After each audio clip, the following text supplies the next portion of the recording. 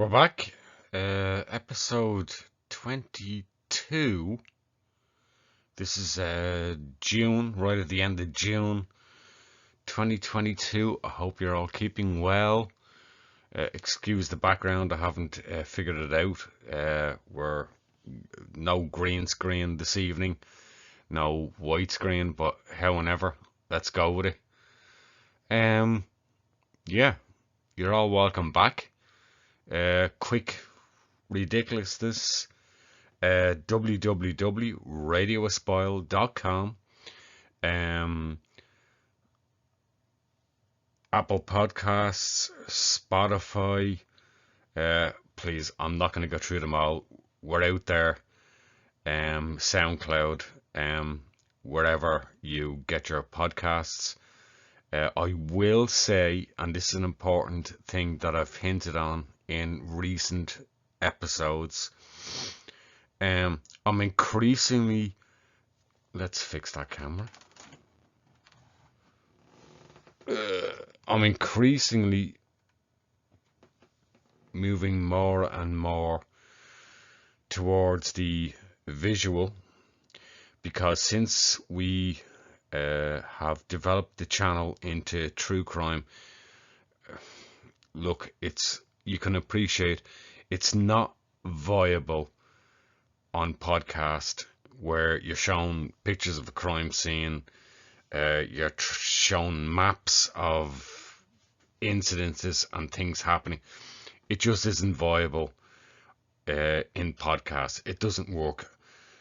Some of them I've had to redo and re-edit, but some episodes just aren't viable in podcasts. So I kind of do a snippet in podcast, and then in the introduction and in the description I say, look, okay, if you want to know more about this case, go here, go there, go wherever. You get your video cast. But increasingly, I know it's Radio Espial and you go radio, but predominantly the channel was always set up as a video cast and dual podcast channel. That's where we are. People like images, they like to be show and tell, and that's what I do, particularly in case studies, as we are in this episode 22 of a case study, a social media case study. I haven't done social media case studies, and that's what this episode is about.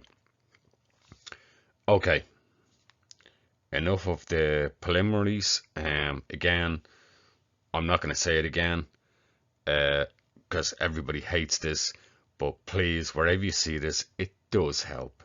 It costs you nothing. Like, subscribe wherever you see this, and share. That's all I ask. Cost nothing else. Cost you no money. Cost you nothing else. I'm not asking for anything else. Okay, onward. This case. Social media. Social media.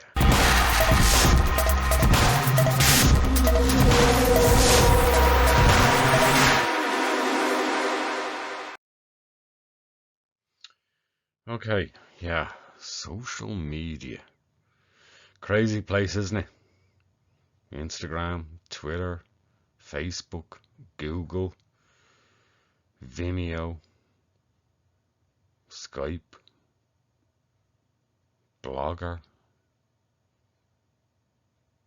What's the other one? Oh yeah, TikTok. Hasn't that become intriguing now? TikTok.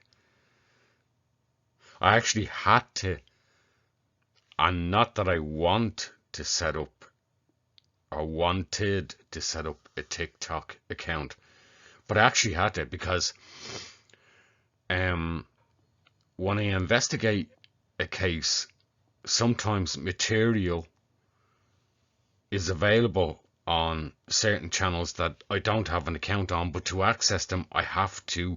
So it's I kind of like call them a blank channel. So yeah, guess what? I'm on TikTok, but you won't be hearing from me soon on creative posts. But yeah, I had to set up a TikTok account because I had to get access to other material that was available there. And as a journalist, I have to go to source. It's a bit like Instagram. I still struggle with Instagram because Instagram, and most journalists will recognize what I'm saying here, is very frustrating.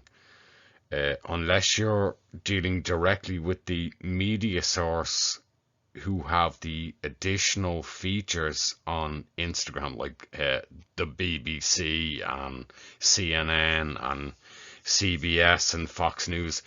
I don't, and most of us don't have the additional features to have longer videos, and so I find Instagram very, very frustrating. That I have to do, if I post something up on Instagram, I have to do sources, and I have to snip things into very small, finite bits.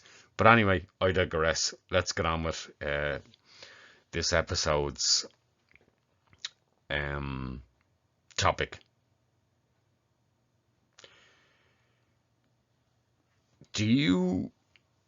All of you will have seen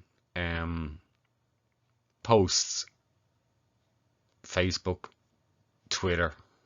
They're some of the primary channels where you see a post and it's like, oh, this company treated me badly. You might see posts about, oh, we're a chocolate company, we're giving away free chocolate, and often this will come around Christmas or Easter time, and anyone who puts their date of birth or gives us information personally about themselves in the comments, we'll send them a free box of chocolate, or whatever it is they're offering, or a free oven, a free microwave, a free car, or a free house, or we've seen them all. It's incredible how many people get duped into those, and they happily do everything that you should never effing do on social media. Give away personal details in comments. All the details you should never do. Not your name is not an issue. Your address, your location, aspects about you, and that's what people do. Those, excuse me, those websites, pages particularly on Facebook, they're used for a process of what we call scam data mining and farming. They're farmed for that information. That information is extracted, they're linked to profiles, and then you are targeted for scams later in life. Want to know why you get hacked? Stop fucking replying and commenting on those kind of websites. Onward, just your little tip for today. WBAC. What the hell is that? WBAC. We buy any car. It's a well-known online car buying website in the UK. Predominantly in the UK. I think they may have expanded, I'm not sure. We'll explore that in a bit. We buy any car. I have a car to sell. I offer it to WBAC. Please, if I refer to WBAC, we buy any car is what I'm referring to. It just saves time. WBAC, we buy any car. So you go on the website, you put in like your registration of the car. They obviously link it to the history of the car. They know all the information on, did it have an accident? How old is it? And then they give you a price, and then they make an offer. You accept the price, and you sell it to them, and that's the end of it. And that's the way they work. And obviously they sell on the car then. And they obviously have other channels where they sell on the cars too. Perfectly legitimate company. Very, very successful. I'm going to actually point that out because this is a fascinating story. I mentioned the Cadbury's chocolate, chocolate companies and Easter and making offers and give us information. And I think this is kind of where what we're dealing with, this social myth and story began. And it's the way many social myths begin. Okay, let's get to the start of it.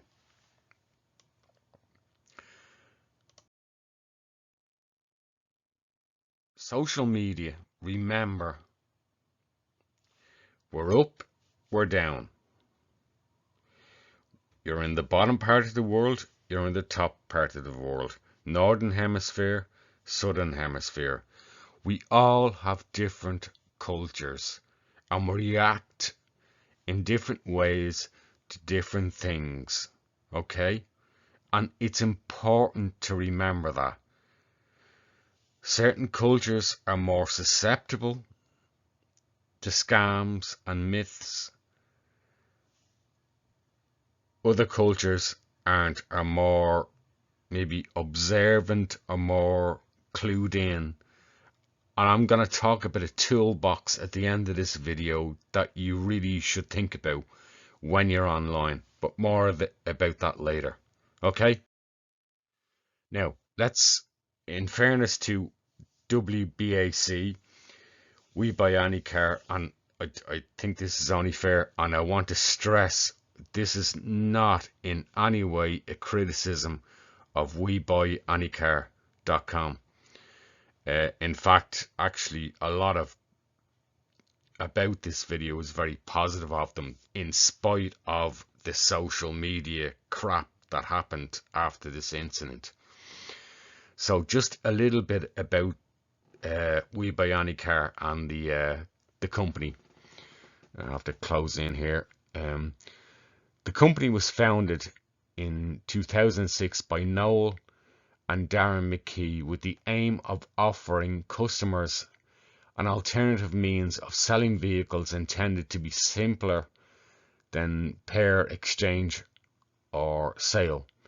By 2009, the company had bought 100,000 cars and was going through was growing in popularity across the UK due to its TV advertisements. People in the UK will know the advertisements. Some say they're irritating, some say they're funny, but whatever. Its first TV advertisement that featured breakdancing newsreaders and the We Buy dog car jingle, which is quite famous now on radio stations and TV. In 2010, the company expanded into the market of buying vans. In 2013, the company was sold to be used car marketplace British Car Auctions, BCA. BCA was floated on the UK stock market during the same year. I'm not going to go into any more details here, but that pretty much covers the period really that this social media viral thing that we're going to talk about relates to. Again, when I talk about this case, it's important to reflect that at the time this all occurred that we're going to go through happened in I think it was 2013.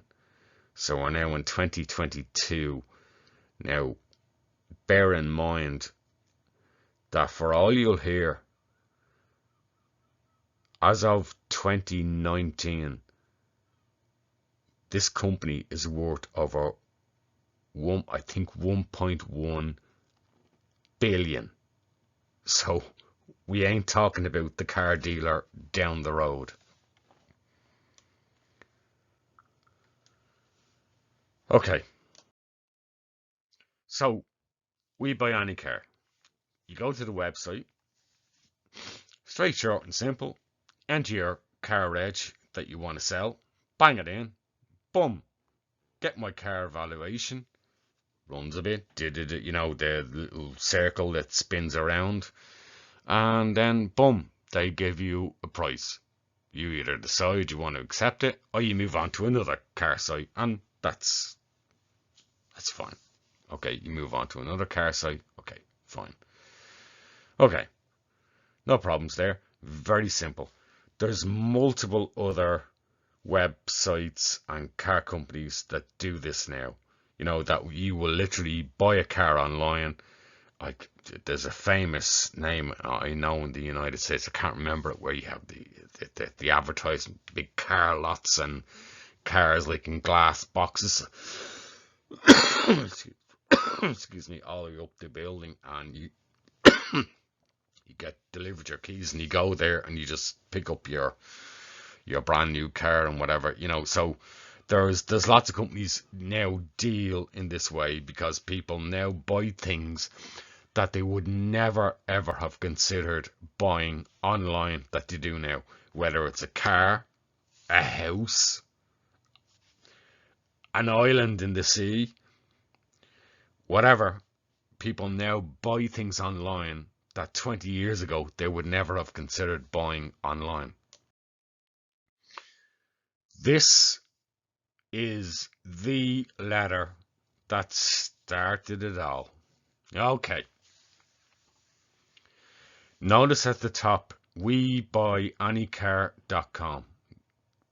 Now, forget the DIYauto.com that's just a share. That was where it was on the day it was shared. That's not necessarily relevant, but reflects how quickly this went viral.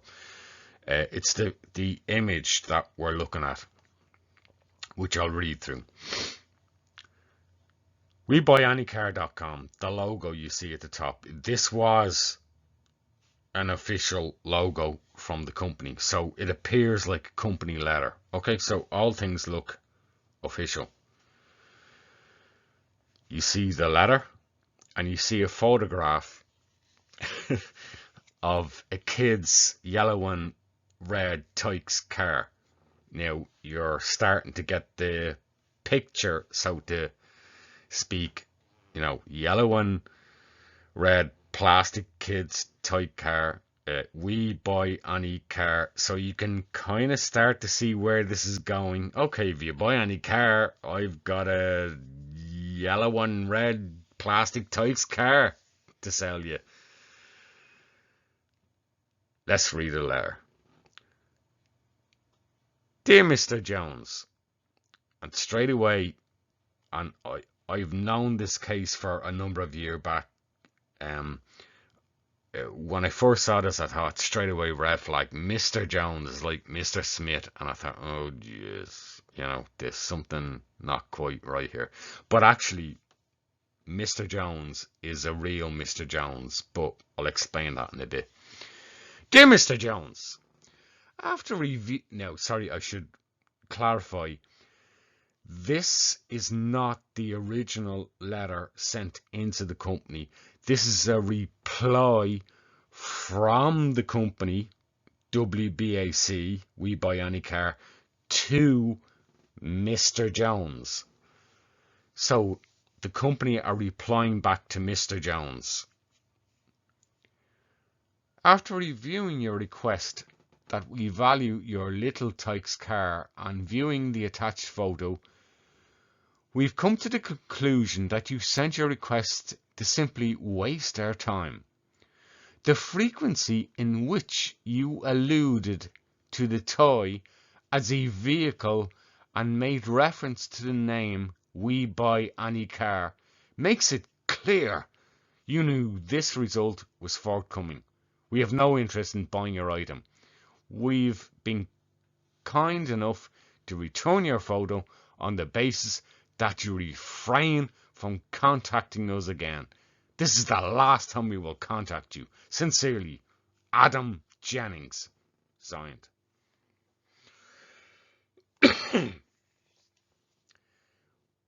When we examine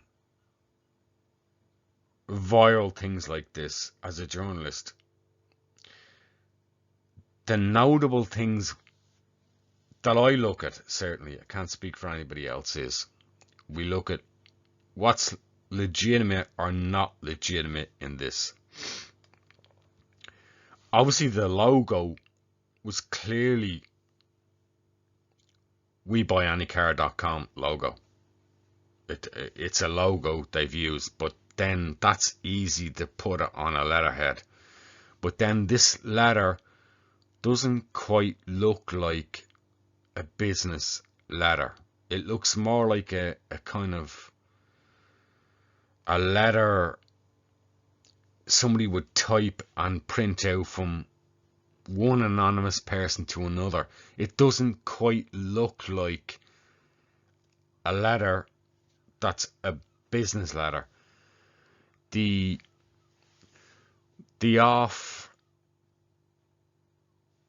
offset paragraphs are also slightly odd, where the frequency in which you attach, they're generally, even in the UK,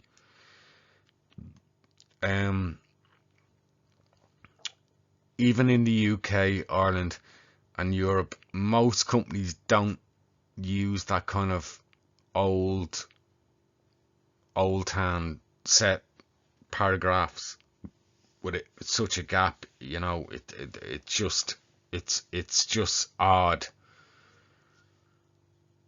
It doesn't, in other words, it doesn't look like a business letter that you get from your telecom company or your Wi-Fi company or whatever source provider. It just doesn't look authentic. It looks very, we have a signature and we have a name, Adam Jennings, and then towards the bottom, which it's obviously the name, the company registration of the company is sort of hidden behind the photo. I suspect that's deliberate. The photo's been put there to skew out that, and we'll understand from Mr. Jones probably why that was done, to hide the fact that something wasn't quite right here. Onward with the investigation. Okay, this is the same letter, but you'll notice that in the image there's Dear Mr. Jones, but you see this is now from Twitter. This is a copy from Twitter, and if you look at the very, very top, you'll notice Jamie Jones. This is, now I want to emphasize with real people, this is the real Jamie Jones. This is the supposed response to Jamie Jones, who is now on his Twitter account posted the reply. So he's now saying or claiming Jamie Jones at Jamie DMJ, "We buy any car," wrote back to me. And I've just read you the letter, including the photograph. Except none of this ever existed. There was no letter written to WeBuyAnyCar.com.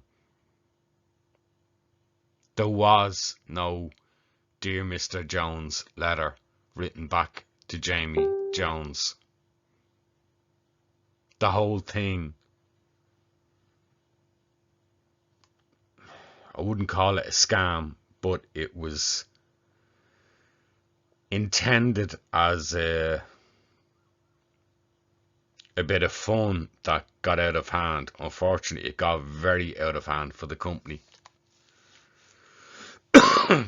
And incidentally, there is no such person as Adam Jennings at We Buy Any Car replying to Jamie Jones.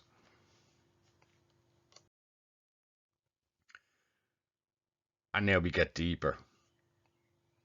Jamie Jones, editorial consultant, writer, plus other stuff, former senior editor, audience developer, and formats at, here's the other red flag, BuzzFeed UK.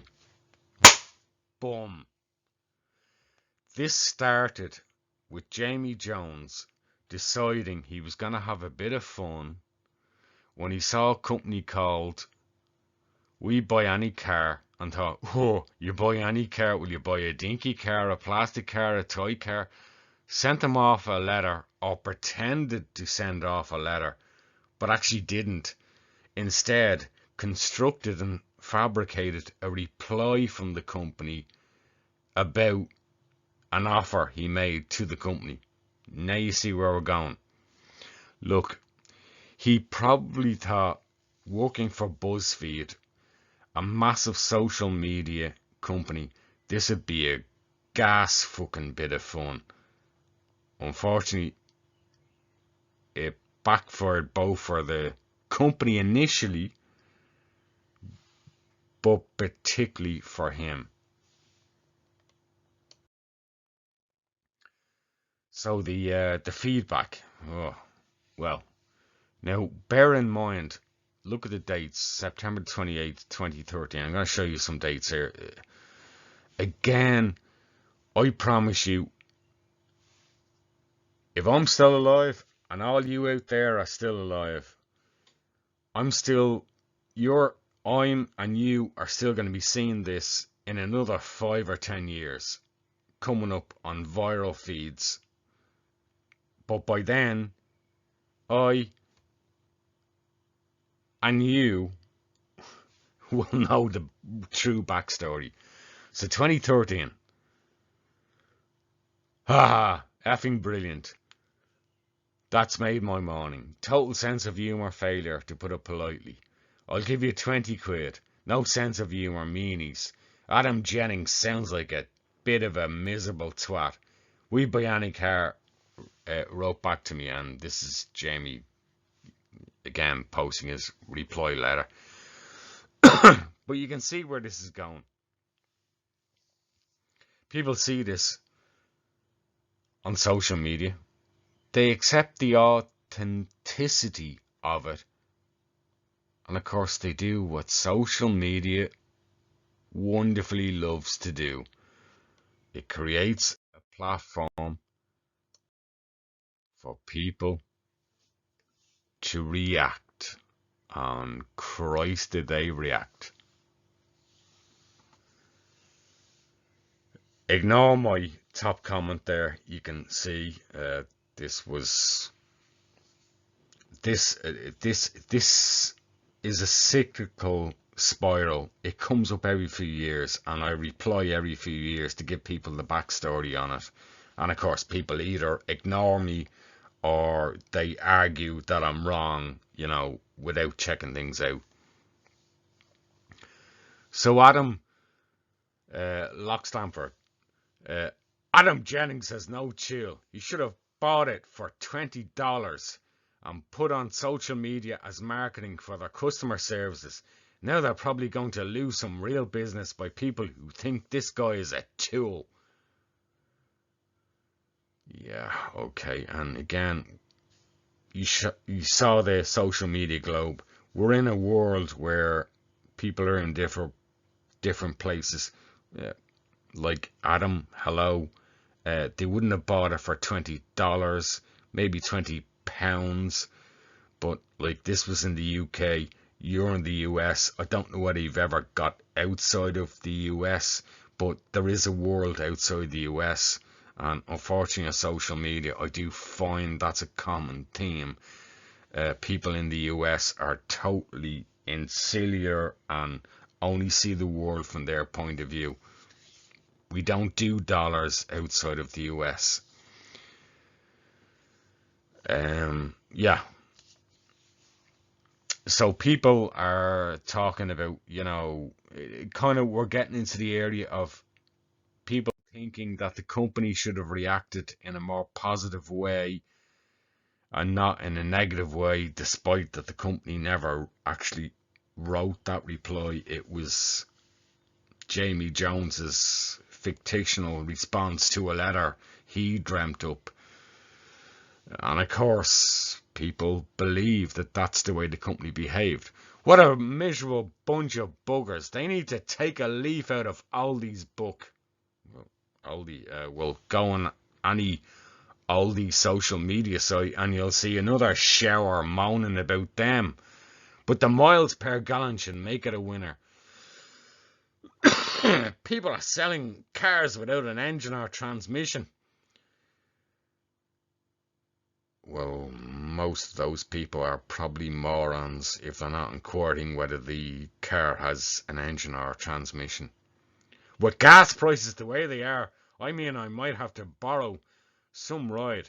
It has wheels and moves, so it's a vehicle. Yeah, might be American. Okay, yeah, I think it's vehicle. I think it's cheaper to run in. It doesn't need petrol, but how many of us adults can get in out of one? Ha ha. Okay. Sensible comment. Amory Sojin. You could have used it as a marketing ploy by saying we have test vehicles your kid can drive when you are here for your appointment. Okay. The gist of it is, now when you see 3 days and 3 days, 3 days, I screenshot these. This is last month. This ain't 2013. This thing is still recycling every few years. And people still haven't copped on to what the real story is. They just do what social media does. They react. I need to say something. I need to opine. And they don't check information. They just react. We're going to get away from the comments. I'm just going to highlight this one. Last month, this was probably about the best comment I came across. Ironically, of all the likes, I think every other comment had 14, 24, 34, like this comment had 4 likes. It actually spoke the most fucking sense. Brenda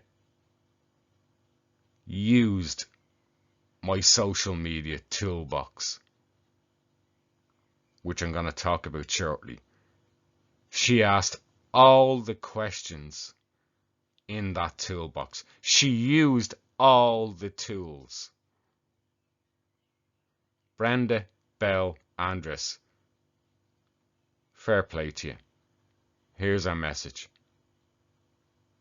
How do we know this letter is authentic? Boom! Has anyone looked at the fact that it is not constructed, not a structured letterhead? Boom! First paragraph is left-hand justification and the next 2 are indented. Boom! Only to see the last paragraph is left-handed justification. Boom! The supported writer of the letter has no title with his signature. Boom! Seriously, people, this is obviously a prank. A professional business is not going to let a letter with so many errors leave the office. Boom! Good on you, sister. Well done, Brenda. You nailed it. Unfortunately, the other Muppets don't do that. That's where my toolbox comes in. That's what you use when you go on social media. And if you can't go on social media and use that toolbox, you shouldn't be fucking allowed on it. Lisa. Lisa, we'll give her that name. I believe that's her name. I know her surname. I'm not going to reveal her surname. Lisa worked in the marketing department of WBAC, We Buy Any Car. And the following day, obviously when this all broke, and she woke up to the backlash of all this happening and all the negative comments of, oh, yeah, that person was only having a joke with the Tykes car, and how dare you treat them that way. And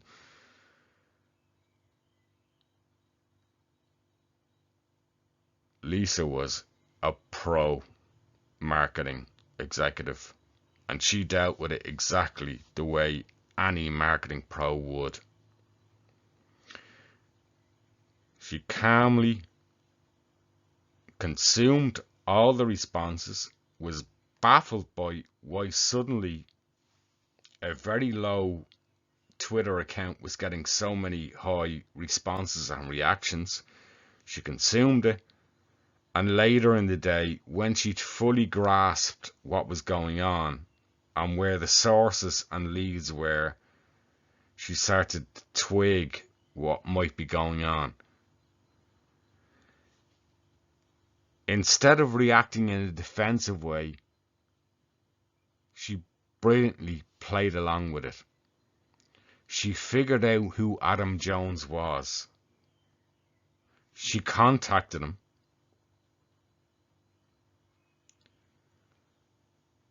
And then she left this response. Adam Jones, who wrote this spoof reply letter from the company. So Adam's behind bars. We've bought 3 Tykes, 1 Batmobile, 1 Dinky Toy Collection, and an '09 Camaro. What a day. Night, everyone. It was the most brilliant response after a day. I'm sure she felt, Jesus, how are we going to deal with this? But they went one step further.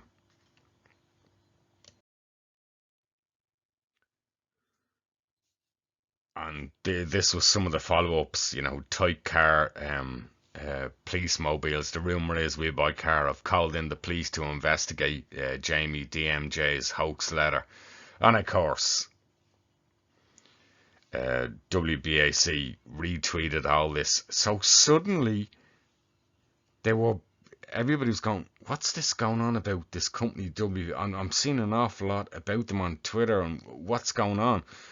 Despite an awful lot was negative, there was a growing positivity and fun about what was going on.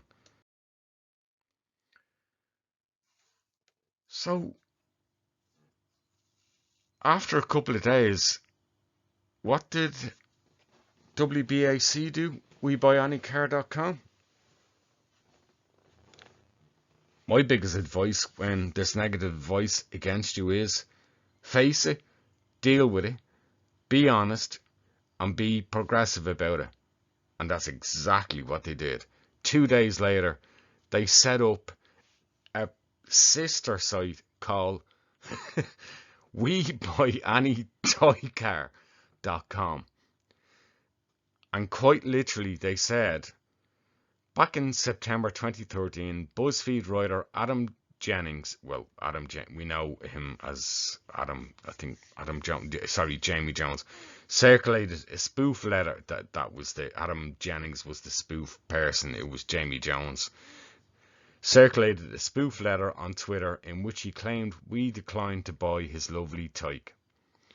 At WeBuyAnyCar.com, we love a challenge, so we set out not to acquire just one Tyke car, plastic kids toy car, but a hefty collection of them instead. We tasked our lovely Twitter and Facebook followers to drop us their unused toys, and for each one we would donate £10 to Road Safety Charity Break. The campaign was a huge success. We received our goal of 100 toys, picture, from generous donators around the country, namely our branches in Glasgow, Manchester, Leeds, Birmingham and London, and donated a total of £1,000 to charity. Recently we received a letter in the post from Peter Redfern of Cornwall, who prompted us to give him a fair price for his snazzy car toy motor, and I believe I saw that letter as well with his dinky included, and they also made an offer for him. That is brilliant marketing. The company threw out viral campaigns at the time, and even now subsequently, years later after all this has passed, when people see it and don't know the history, still accuse the company of dealing with it badly, not seeing a marketing chance, being mean, and still don't understand the nature of the story. And that's the problem, because when people see something online, they don't check anything. They assume everything is real, everything as is. It must be valid. It must come from source, and away they go.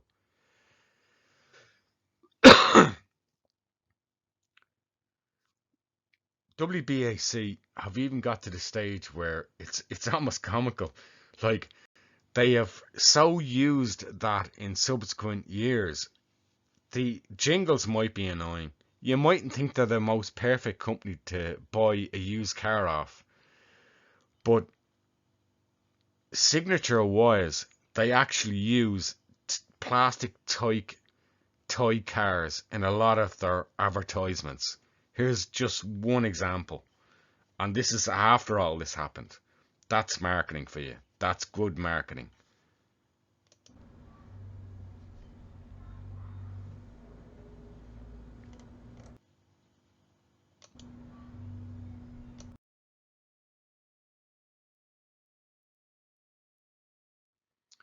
The story naturally in, I think, in the Midlands, Birmingham, Manchester, or numerous places where the company were originally based. They obviously expand again, bought out eventually, 1.1 billion company today.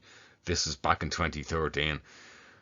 This story ran in local papers, and they turned what was bad into good.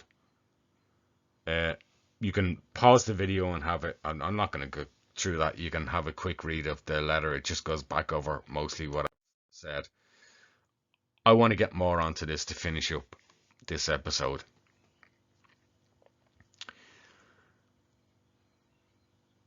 I can't say it clear.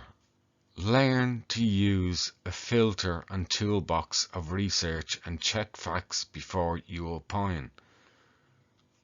Filter, source, check, opinion. Question people's opinion. Check and ask about the sources they're getting those opinions from. Source back your own opinions on where you are getting them from, because you might be wrong. But above all, use filters. Don't accept everything you see online just because something's online doesn't mean it's true. And unfortunately, a lot of people do that. And I often say to myself, most people probably won't agree with me, but I'd be happy if we had passports for people to get online. Because there's some fucking people that should never be allowed online. And they really should have a license to be online.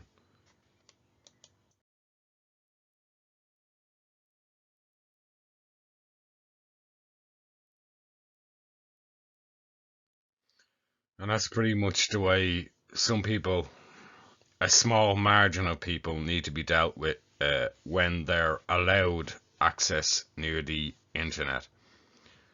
Toolbox. If you don't have a toolbox, stay the hell away from online. Don't get duped, because you'll suffer. You'll suffer from scams, you'll suffer from hacking, you'll suffer from threats of stalking, you'll suffer from major things if you learn how to use the internet. I'm a strong advocate that kids at a young age, from 10 till 12 years of age, should be taught how to properly use the internet and have a toolbox how to use it. And that's notwithstanding that there are a hell of a lot older people who shouldn't be online, who don't know how to use the internet. You give people gun licenses, you give people licenses to use a car, fishing rod licenses, we give license. There are too many people online who don't know how to use the format online and the sources. They're wonderful resources online, but they are clueless, and they do themselves, as much as anybody else, more damage by being online. Whether it's trolling, whether it's bad etiquette, whatever. Everything on the internet and social media is not always true. I've said that. Think before reacting. Don't react to trolls. I think there's survey papers that say that up to 25 to 35% of people online are not there for progressive interaction. They're there to get a reaction. They're trolling. They're there to say outrageous things. They're either working for groups, they're just there maliciously, they're just there for kicks. So always believe that if you comment on a forum, on a web page, in a group, always remember probably 1 in 3 people are there for either malicious waste of time, snaring, trolling. That's what they're there for. 1 out of every 3. The other 2 are totally legitimate and want to honestly debate and interact. The other 3 are there for, they're either there from other groups to campaign, disrupt. That's what it's about. So think first before you react, because once you engage, you're crossing swords. They're engaged with you and they're targeting and focused on you. Understand the audience when interacting and be kind. Generally, when you interact with someone who's genuine and you're kind and courteous to them, they will usually, which is human instinct, react in the same way, and they will be kind to you and respectful of you. Usually the red flag is when people aren't for no reason. When you comment on something online, or you see something online, like our case study today about WBAC, the car company, wherever you see it, whether it's on social media, whether it's on a news platform, think about where you're seeing that. Are you seeing it at source? Are you hearing it from the company themselves, from people who dealt with the company? Or are you hearing a second, third, fourth, or 1,000-hand share on social media. When you react to a headline, don't opine and react in the comments until you fully read the article. That's one of my big bugbears, that people react to an article in the comments and then somebody says, that was clarified in the article. They said X, Y wasn't Z, but you've just said it was B. But had you have read the article, you would have known. So clearly you didn't read the article. And I see that so many times. And that's so annoying in comments when you're interacting with people, where it becomes very clear that it's just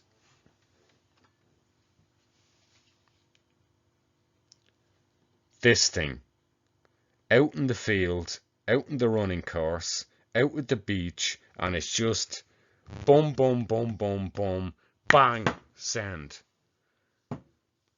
They have no interest in reading the article.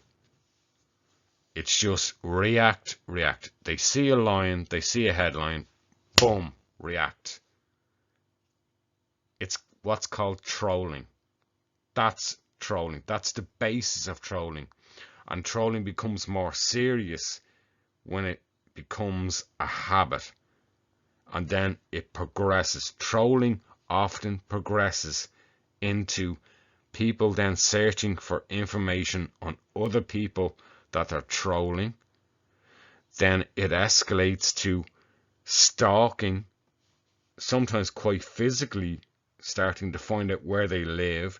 It literally moves out of social media and virtual reality into real life. And I've seen cases of that, because people are allowed to hide behind anonymous profiles, particularly on Twitter, Instagram, and then they move beyond that. And you've also got your commercial groups, your activist groups, who also hide behind profiles, who infiltrate ordinary news media sites, comment sections, forums, and infiltrate in mass, coordinated from other groups elsewhere, and work together to change the debate. And people need to be aware, and again, it's a toolbox for social media, that people are much, much more aware of what actually happens online. And if you're uncomfortable online, whether it's Facebook, Twitter, Instagram, TikTok, if you're uncomfortable with it, the best advice you can ever have is get off it. Because half of probably what you hear is either not quite true, false, or misdirection. So when you hear people and see people interacting and they react to a headline and you suspect this person isn't quite plugged in and I don't think they've read this article, or at least not the same article I've read, you need to consider, one, the device they've used, the device or phone they've used. I predominantly use the desktop. I don't really read news on a phone. I prefer to use it on the computer, because it's you're using a phone and it's kind of like tiny writing. I wear glasses and I don't really read my in-depth news on a phone. But I have to appreciate other people do, and predominantly there's a large amount of people get their information on a phone and scroll through very, very quickly. And people use clumsy etiquette online in a way they wouldn't use if they were speaking in the street or one-to-one in the workplace or at home. You have to consider geography and culture, and you also have to consider personal bias. People are, I'm sure I have it as well. People have an inbuilt, we grow up with parents, with a culture, a community, a society. We grow up with inbuilt biases, and we've got to appreciate that's the same for us all, and you've got to build that in as a tolerance as well. But there is deliberate individual and group trolling, and that exists out there. And maybe in a separate episode of Radio Espial, I'll look more deeply at deliberate individual group trolling. And I think that might be one of our next episodes, if not the next, the following one. And I'll show you how to start to spot deliberate trolls and individuals who are quite literally working for different methods. They're not just casual debaters. Anyway, we're up to nearly an hour on this, a lot longer than I expected. Thank you for joining me. I'm Mick Rooney. www.radioespial.com. You're very welcome. God bless, and I'll see you soon. Take care.